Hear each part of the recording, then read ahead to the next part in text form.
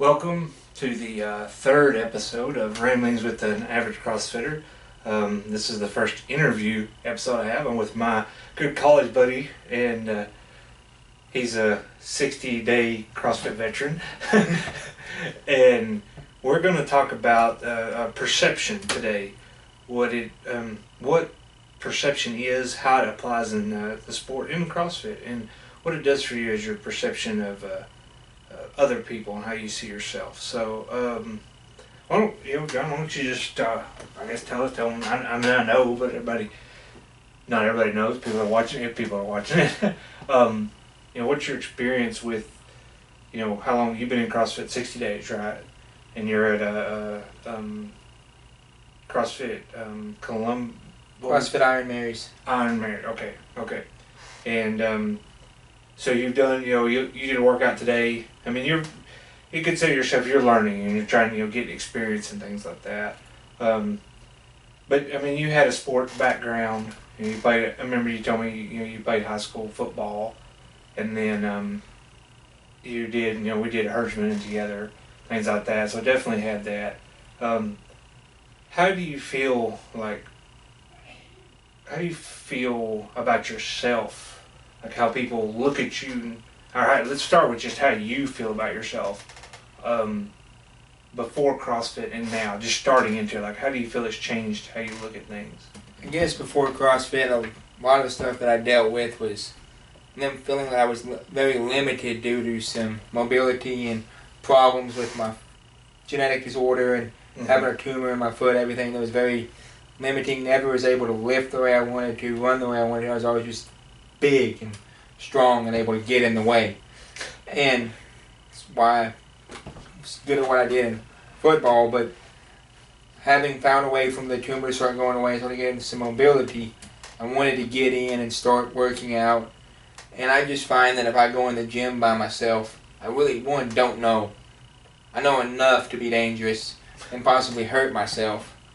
And so I started going to a gym there in Columbia and found out that I can lift a lot more than I ever thought I could. I can do a lot more on my ankle than I ever thought I would be able to do. So it's exciting and it's fun because it's something I've never been able to do before. And, naturally you said some great stuff. It's put you in a position that you never thought before. People probably would say, oh, you shouldn't do that. With your, like you said, your genetic problems, the tumors, things like that, people look at you and say, well, you're limited. Naturally, you can't do this stuff. You can't run. You can't lift heavy weight. You won't be able to squat, or several different things. I mean, you've heard it naturally your whole life, things that people have said about you, or things you probably told yourself that you said, well, I can't be like this other person over here because I'm different and I have different abilities, or I have things that hold me back. And one thing that I really liked that you said was the fact that you're finding out that that's not true. Yeah, you have a different background, but those are things that you can affect and you can change. One thing I think I see a lot is people that say, well, I can't do that because I'm older than the other people, or I have back problems, or I have some kind of disability in their mind that stops them. And it's like, it doesn't, in my view, it's like, it doesn't matter who you are. It matters what you bring in with you, and you can fix those things. You can change those things. Yes, those might limit you in a certain capacity, but there's something that we can do. You found out probably that there's a lot of stuff you're good at, right? Yes. I also found that if you ever take the chance to just ask the question and say, hey, this is where I am limited, people can help find out. It's like my coach there in Columbia looked at me, he said, well, you have ankle flexibility problems, messing your balance. He said, we can fix that. He said, we can't fix the flexibility because that's related to surgery and other problems.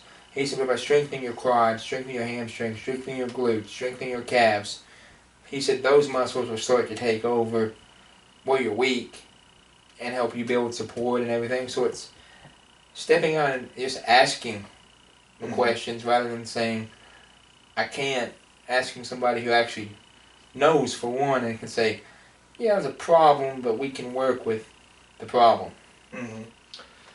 Something we've talked about, and you said this a lot. You have to get out of your own head. How would you say these new experiences that you've learned that you can do? That you can do, what do we do, 100 wall balls today and 100 burpees over the wall ball? That ability to do that, reaching that level that you probably say, 3 months ago you'd have been like, there's no way I could do that. There's no way I could, if I had 3 hours, It's like, you did it in less than 15 minutes today. How do you feel like that affects you? Like if you're going up, say, you're going to talk to somebody, or you're just, you're going to take on anything in life. How do you feel that makes you, like, how does that make you feel? Like, what are your perception of yourself now and your abilities to? Well, it's, as you may know, I've never really had an issue talking at all, but for me, it's definitely when I sit there and I look at something, it's more like, I can, instead of saying, can't do that, I look at it more like, I can probably do that. I may have to do it a little bit differently, or may have to modify it or change it, but I'm going, I can do that. I never figured that I would be doing power cleans or snatches. Just looked at that and going, no, I don't want to have the coordination or the ability to do that, but I do them on a fairly regular basis now, and I'm getting to where I'm actually going, okay, I like that move. I've gone from just a regular jerk to doing a split jerk, because I didn't want to do the movement. So that's too complex a movement. Someone one day drew a chalk on the ground and said, I want you to put your back foot right there before you go up. And so I was just forcing myself to do it. And I sit there and look at some stuff that people go, what do you think about this? And I'm going, I bet we can make that work. That's, I find that a lot too. People that say, well, I can't do something. I've seen it in elementary schools. You've seen that at different places you've worked. Well, that's we can't do that, or you've probably heard that. I know I've heard in life that said, well, that you just don't have that ability because of some predisposition that somebody thinks you have, or maybe you actually have. Somebody might look at you and say, well, you might not be smart enough, or you might not have the physical ability to complete something in life. And I think something I've seen, and you probably say the same thing too, is the fact that the difference in this is it puts people in a situation that says, let's see what you can do. Let's try it. Let's see what you can do. You told me earlier that when you were doing the bench press at your box, and somebody, the guy was like, all right, put on this weight, and you just pumped it out. And then he said, all right, well, put on some more weight, and you did not even change your rhythm. You pumped it out. And he's like, all right, we figured it out. You really can press. But then, as you told me before, you say, well, I feel, I can't really do, your front squat is not at the same as something else. And it's like, all right, there are some things that you can maximize at and do great achievements. And there's other things that you're not so good at. But that does not mean that you shouldn't do these things, because you're not as good as you are over here. You should only cherry pick these things, and you should stay away from these things. It's like, all right, let's work on keeping this and make this better, but let's get this up, and let's make this pretty good too, and try to balance those out. It's more of looking at things and saying now, rather than, yeah, I can't do that. I'm not able to do that yet. Box jumps. I may be able to jump high enough on the box, but don't land enough that I don't want to take the height off my shin, so I'm still working to a point to where I'm jumping on a 24-inch box. I'm still jumping on the 20-inch box, because not at that level yet, but I can see how I can get there. It's more like going, instead of saying, where I sat there in high school with a coach going, okay, you can't do that, we're going to do this instead. So rather than working with me, you have people to work with, you have people to build your confidence, but also sit there, and if you're stellar and you can just kill the workout, cheer for the people that are slower. It helps. It's nice to know someone's there rooting for you. And yes, some people may get done in 10 minutes. It may take you 25. But just finish it. Right. Because that's how you've accomplished it, and you're going, okay, it took me 25 minutes. Next time it'll probably take me 22.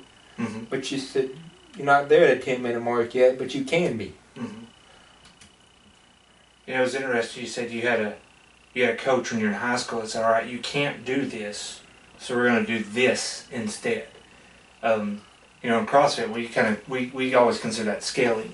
You know, all right, you're not at a muscle up, so we're going to do pull-ups and ring dips, or ring rows and ring dips, or however different combination of whatever coach wants to say that. Or we say somebody that's at pull-ups can't do pull-ups, we do this. So the idea is you might not be able to achieve this today, but we're going to generate something that's really close to that, because not only is it a physical ability, you know, a strengthening, you can build strength, but it's also a psychological deal, because if you're removing something, say, all right, you can't do pull-ups, so we want you to do push-ups instead. It's like, well, that's not the same movement. You know, you're pushing away something instead of pulling. You know, you're getting a physical action, but doing a ring row, or even like in the open when they do jumping pull-ups, it's like, in your mind, that makes you think, I'm just that much close. If I just had this little bit much more, I'll get it. And so it's like, you're just right there, and you still can see it. And so just a little bit more, like you said, I'm at 25 minutes. But if I work just enough harder, I can get to 22 minutes. And then guess what? Well, I got to 22 minutes, there's no reason I can't get to 19 minutes. And then a year from now, you're looking back and going, wow, I'm at 12 minutes. I shaved 10 minutes off this. But I don't really feel like, what did I do different? It's like, you got better. You got physically fitter. You got mentally fitter. You got psychological, I mean, everything fit in your physiology. Your muscles start coordinating better. That affects everything. Because I see this outside. A person that is starting to get really good and get social in CrossFit and comes every day and attends and starts achieving things that they never know they could.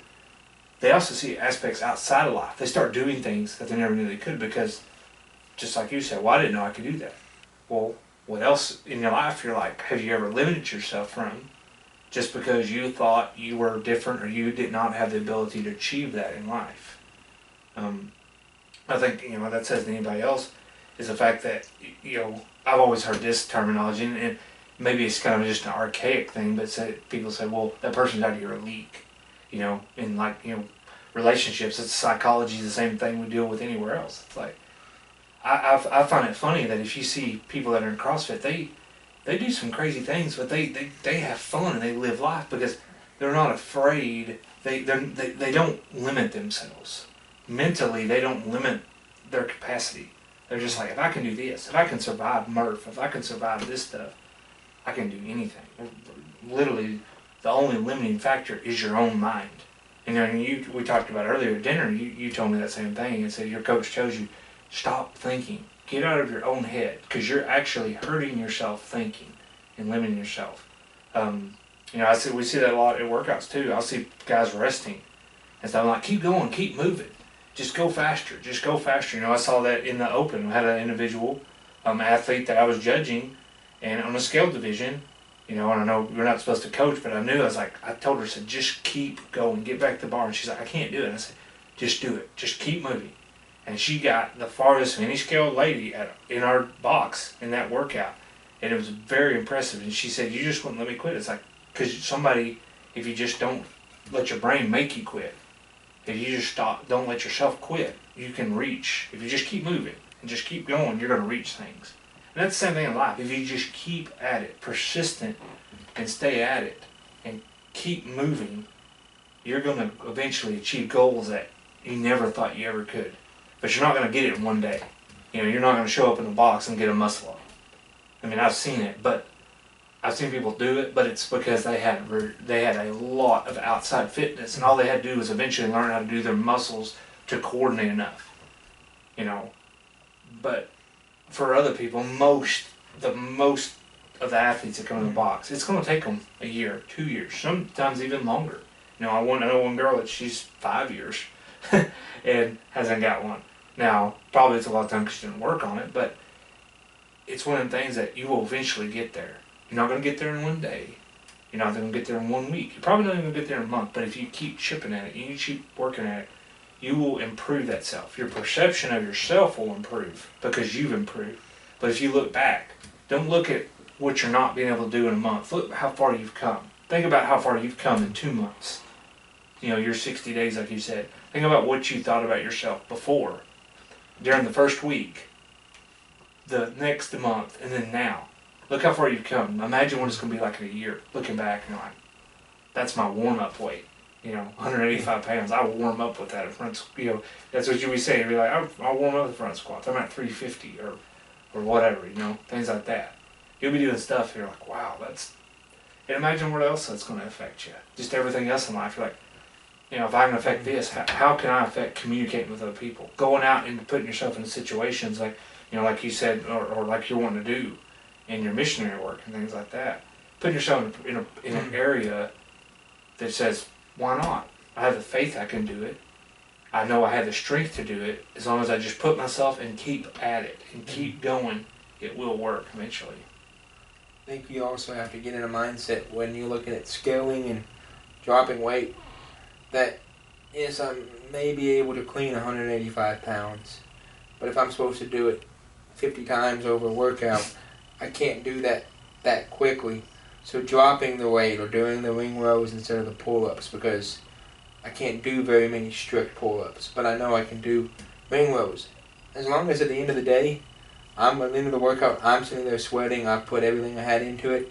Just because I didn't do pull-ups like John or Nick did and sat there, and they're still sitting there exhausted and sweating. They push their body to the limit of what it's capable of. You do the same thing when you scale. You just can't let your pride get in the way of going, okay, I need to back the weight off. I need to modify this. I need to ask my coach, hey, I'm not real good at this yet. Can I come in and work on the skill sometime, but can you give me something else during the workout so I can keep a pace and keep it up and it not be awkward? And that's interesting. I think that, that hits a different area, but it definitely is something that you address, the fact that how you see yourself, you need to have a self-check sometimes, because I've seen this a lot, is when people hit that year mark and they start hitting everything RX and they're like, wow, I'm not improving anymore. I'm starting to gain a little weight. It's like, why is this? Why have I hit this plateau? It's like, because there's a reason why people scale. The intensity. Your intensity level when you were scaling and you didn't have the ability to do some of these things, physically, most likely it's more like mentally. They just haven't figured out how to command their body, their muscles to do that. Is the fact that now that you can do that, but you lost the intensity. Because doing 30 ring rows in say 30 seconds or 45 seconds versus doing 30 pull-ups and it takes you 3 minutes or more like probably 5 for somebody that's kind of in that range, but you get a whole lot more work out of those ring rows, especially if you're doing a good supine form versus if you're jumping on the bar and you're like, oh, and I stretch and I jump and I stretch and then I rest for a while, then I jump, and you're all over the place and you're resting, allowing yourself to relax. Where if you're just unbroken, just knocking out, especially if you're doing strict, your muscle actually doing more work that way than over here. And it gets in a lot of people's heads that they're like, well, I have this ability, so now I shouldn't have to do this. And they see scaled as kind of like a negative thing. And, I think that's a connotation maybe we should work on, is the fact that scaled should not be looked as a negative thing. It should not be looked as an inability. It should look as more of a abilizing for intensity.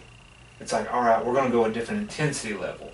In a workout, the intensity level should be here. You should finish Fran in under 5 minutes. Well, if you can't do 21-15-9 thrusters at 95 pounds or 65 pounds and a full pull-up and do it under 5 minutes, then let's look at an adjustment we need to make. Maybe we need to go lighter weight. Maybe we need to adjust your pull-up style to get under that. It's not because it's not because you're not good enough. It's because what we're trying to, that peak efficiency that we're trying to hit, what we're trying to teach you is in that range. And that's where you kind of have a battle. It's like, as a coach, you have to communicate that it's not you are not good enough. It's like what we are trying to initiate, what we're trying to hit, the nervous system, the communication things that you're trying to hit. There's a reason that it needs to be under this time. Taking 15 minutes to do a workout or more on a workout that's designed like 5 minutes, you're totally losing what we're trying to hit. You're totally losing the anaerobic capacity, and you're going aerobic and you're not doing any workout. Really and truthfully, you lose your work at that time. But these, you get people in, it's like, well, this is what I am, this is what I do, and it's like, all right. Then you kind of have I think as coaches, we have an issue with how to communicate that to athletes. I know sometimes like today, I had an athlete, and, we talked about form, and she was doing wall balls. She has the form, and she had the strength, but it was very difficult. And I could see about every 3 or 4 ones, she would break form, and she would have to drop the ball because you could tell it affected her. So I simply grabbed a ball, I took it over there and rolled it right beside her, and she just kind of looked at me and I was like, how about you try this? And, get your form. And she hit it, and she's like, thank you. She goes, I thought I could make it. And then she goes, then I realized I couldn't. It's like, but they don't want to admit they can't do it. They can't say, hey, well, I change it. That's saying to quit to them. But if you enable them, if you enable an athlete, if you enable somebody and say, here, I'm going to do this for you, you still can do this. I think it makes them feel better. Think about it. If you yourself are having to strip weights off a bar versus somebody says, hey, let me help you. Let me get the weight that you need. Somebody telling you, teaching you as a coach, teaching you how to do this. To me, psychologically, that's a more beneficial thing than you're having to admit to yourself that you're not good enough versus a coach say, this is where I think you need to be because of this intensity, because of your form. That's a better way to communicate it. It's like one day we were doing a partner workout, and there was 3 of us on a team rather than 2 because there was an odd number of people. But while one person was doing their work, we had to static hold 185-pound deadlift. Well, at one point, I got out of my static hold and was able to go do work. Well, coach is pulling 50 pounds off that bar. He said, they're going, not only are you holding it 185 pounds, you're holding it twice as long as you would have otherwise. He said, we just want to drop the weight. And he bought it from me, and the other guy would drop down to the 135, which by the end of it was still tough. But we didn't have to admit that we couldn't hold 185 through that. He sat there and he was like, for your safety and for everything else, we're pulling weight. And it was just fine. But it was just one of those deals. It's recognizing and being willing to go, okay, coach said I should probably do this. I should probably do this. I don't have to do 185 just because every other guy in the gym can. Or I don't have to do 135 just because every other girl in the gym can, because that's going to hurt you. And if you hurt yourself and you're out for 6 weeks trying to rehab something you tore, you really have achieved nothing. Your pride hurt you. Yeah, that's true. The can you and should you, and there's a difference in success and a failure ratio. It's like, so people say they succeed if they complete a workout RX. It doesn't matter how long it took them. But they have failed if they don't hit an RX, if they skilled. And I think that's kind of a psychological factor that's just been created by CrossFit, and the fact that we try to teach people that this is for them because they don't have that ability. And so we look at that as, okay, these people are not as good as these people. And to me, it's like, well, no, that's not what we're trying to communicate. Yeah, the people they have less ability. But I mean, look at the Masters athletes. A lot of the Masters athletes, they're a whole lot more fit than we are. But they're just their muscle commands and their ability, just their natural ability is not there anymore. So they have to find something that does the same amount of work ratio. The ideal is that everybody does the same work. And so telling somebody, it's like, the weight doesn't matter. What matters is the work put in. What matters is the equal, everybody working and trying to achieve that same effort. If it's taking you 15 minutes to do something somebody else is doing 5, you're not doing the same amount of work. And so you're not going to get the same results. Why don't we make it to where you're doing the same amount of work in 5 minutes that they're doing in 5 minutes? You're going to see the same results. The person that's doing a workout in 5 minutes has put in a whole lot more work before to reach that point than you can see. You're just comparing apples to apples, but it's not right. It's like, this is you're the apple, and this one over here is way more far advanced. Heirloom apple that's been, all kinds of different kind of mutations and hit all these things, and it's been there and done a whole lot of work. So it's not a good comparison.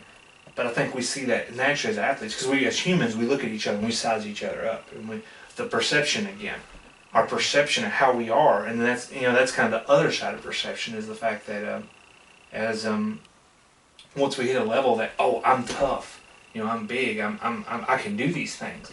Then we perceive that in ourselves, if we can't reach that level, well, I have a 135-pound snatch, so I should be able to do Isabel. And it's like, how many times have you done that? Well, I did it once. It's like, so what makes you think you can do it 30 times? Well, I can do it once, and I can rest, and I do it once, and it takes you 15 minutes. It's like, so you totally missed the point of the whole workout. Why don't you go down to 95 pounds and do all 30 of them under 5 minutes? How about we try to do it under 2 minutes? It's like, there, see, that's a great, so see, now we know where your kind of aspect is. Do you see that effect? Do you see how your heart rate is pumping versus if you took 15 minutes? And normally, if you get to 15 minutes, you're so tired and your muscles are worn out by that time, you're more likely to injure yourself on that side because then you just lost coordination totally together. So that's definitely a different side of perception too, is that CrossFit can make a good perception, but if you don't always keep that perception in check and where you are at abilities and what the point of what we're doing is, you can start getting perception on the other side is that, well, if I can do this, I can do anything. It's like, yeah, that's a great idea, but what is the point of what we're trying to accomplish? Is the point just to finish, like Murph, which is, okay, if you can finish and you put a weight vest on, do it. And in a reasonable amount of time. I don't want somebody 3 hours, but if the difference is in 45 minutes and 60 minutes, and that's the reason you're trying to decide a weight vest, I'd tell them, do it, the weight vest in 60 minutes, because that's a whole lot more energy, and that's more work you did in 60 minutes than if you did it in 45 minutes without it.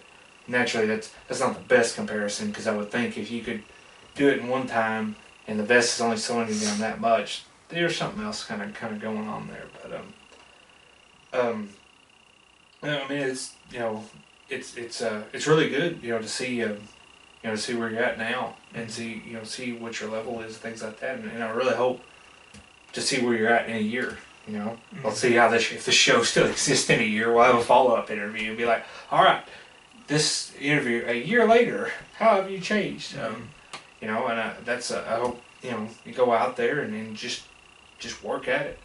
And know that as you go out there, you just keep chopping at it and keep chopping at it. Is what they say. How do you eat an elephant? One bite at a time. You can't. Rome wasn't built in a day. Rome wasn't destroyed in a day. Things people don't sell across the ocean in a day. It's things that take time and work and working at it. And that perception, it takes time. It takes time to get out of your head that you have that abilities, that you're strong enough, that you're smart enough, that you have all these things working for you, that you can reach these levels. That's the thing I say to anybody is that you have the ability. You just got to work at it, persistent, every day. And then the days that you're not feeling it, just rest. But don't kill yourself over the fact that you're not at a certain deal. If one day you have a 165-pound snatch and the next day you can't do 95, don't think you're a failure in life. It's just simple. Hey, today's not your day. Tomorrow could be your day. Tomorrow you do a PR, and then you could be back and forth. Just work at it. Just keep at it and keep at it and keep at it. Eventually, you're going to break through, and eventually you're going to hit those levels, and then you'll find a new level. There's always going to be somebody chasing. Everybody's chasing Rich Froning until somebody else is going to come up and beat him, and then everybody will be chasing him, and then everybody's going to chase him. There's always somebody trying to beat you, just as somebody you're trying to beat. That's how life goes. There's always somebody else. There's always a bigger fish.